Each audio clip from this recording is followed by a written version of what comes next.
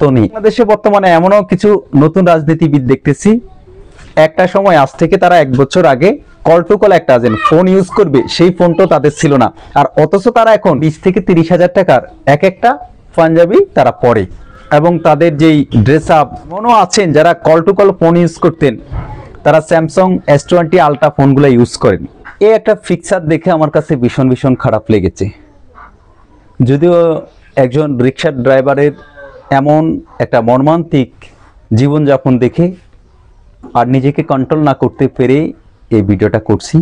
আর আমাদের মতো যারা দিনমজুর আছেন, হতদরিদ্র মানুষ আছেন, তাদের মাথার ভিতরে একটাই টেনশন ঘুরে, কখন তারা দুমুঠো 3 বেলা তাদের পরিবার নিয়ে ঠিকমতো ভাত খেতে পারবেন। এই রিক্সার ড্রাইভার এখানে ঘুমাচ্ছেন, আর অথচ তার হাতের সাথে আপনারা দেখছেন শিকল দিয়ে তালা লাগায় রাখছে রিক্সার চাকার সাথে। তো যদিও অত্যন্ত মর্মান্তিক, দেখে খুব খারাপ লাগলো।